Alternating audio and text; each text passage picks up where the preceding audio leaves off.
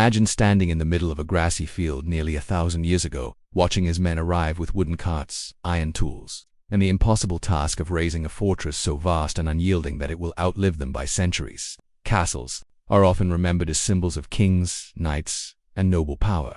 But what we forget is that these giant stone beasts were born out of blood, sweat, hunger, and sometimes death.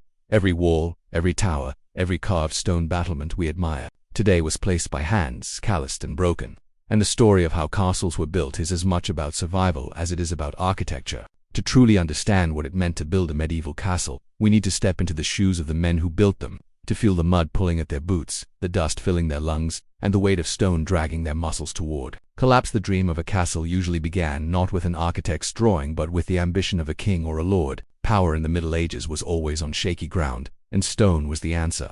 A wooden fort could be set aflame in minutes, but a castle of stone would endure centuries.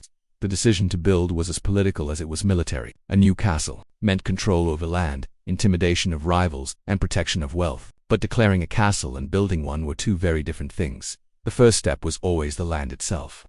Lords would choose a high hill, a riverbank, or a rocky crag, any place that gave both defense and visibility. But once chosen, the site had to be prepared, and this was where ordinary men, peasants, and craftsmen were thrust into the story.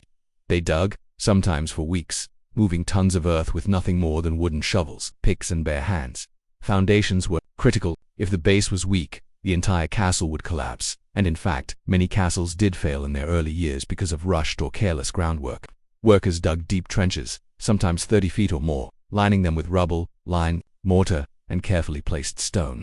Imagine standing waist-deep in a muddy trench, rain turning the earth to sludge, while an overseer shouts at you to keep digging. No one cared that your back ached, that your hands bled, or that you hadn't eaten since dawn. The castle had to rise and you were expendable. Once foundations were secure, the true labor began. The stones for the castle had to come from somewhere, and that somewhere was usually a quarry. Quarrymen hacked massive blocks of limestone, sandstone, or granite, sometimes from miles away. With iron hammers, chisels, and wedges, they split stone from the earth, then loaded it onto ox-drawn carts or floated it down rivers on barges. The work was brutal. Stone dust coated their lungs, tools shattered, and accidents were constant. A single slip could crush a man beneath a falling block.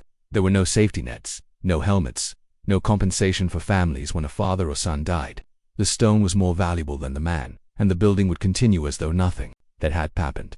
Transporting stone was as dangerous as quarrying it. Carts broke down, wheels sank into mud, and oxen collapsed from exhaustion. Imagine dragging a block the size of a modern refrigerator across uneven dirt tracks, with ropes that burned your palms raw, while the lord of the land looked on impatiently. Workers formed teams, singing chants or grunting in unison just to keep rhythm as they hauled stones inch by inch toward the construction site. And when the stones finally arrived, masons took over. Masons were the artists of castle building, shaping rough blocks into precise forms that would lock together like a puzzle. They worked with mallets and chisels, their ears ringing constantly from the sound of iron on stone. Their skill was respected, but respect didn't mean comfort. They still labored in the open air, in summer heat and winter frost, hands stiff from cold or blistered from heat. Mortar had to be mixed by laborers, combining lime, sand, and water into a sticky paste that bound stones together. Buckets of mortar were hauled up wooden scaffolds to masons perched high above the ground, balancing on creaking planks, trusting that the ropes and beams would hold. Scaffolds collapsed often, sending men tumbling to broken bones or death. Again, there were no protections. If you fell, someone else would take your place. The walls rose slowly, sometimes over decades. Unlike modern construction where machines lift materials and speed the process, every stone in a medieval castle was lifted by human muscle or primitive cranes called treadwheels. These were giant hamster wheels operated by men walking inside them, their weight pulling ropes that lifted stones upward. It was exhausting, dangerous, and terrifying.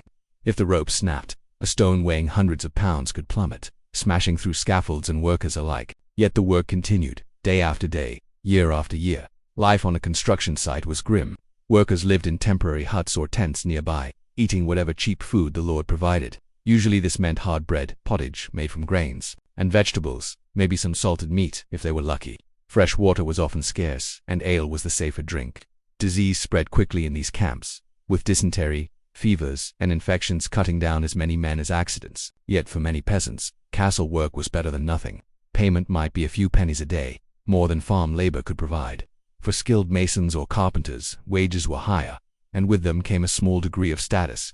Still, money meant little if your body broke before the castle was finished. As towers climbed into the sky, carpenters joined the effort, constructing floors, roofs, scaffolds, and hoardings wooden galleries that projected from the walls during sieges. Blacksmiths forged nails, hinges, and tools. Each craft was essential, and guilds often formed, creating networks of skilled laborers who passed knowledge down through generations.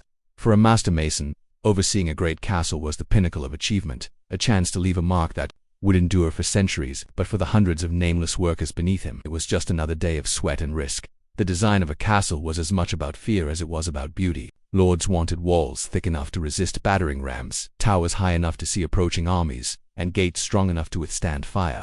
Every feature had a purpose. Arrow slits were narrow outside but wide inside, allowing archers to shoot while staying protected. Moats, whether filled with water or dry ditches, forced attackers into vulnerable positions. Drawbridges, portcullises, murder holes, each was a piece of psychological warfare as much as physical defense. But every innovation required more labor, more stone, more years of backbreaking work. Some castles took decades, even lifetimes, to complete. Workers who laid the first foundation often never lived to see the final battlements.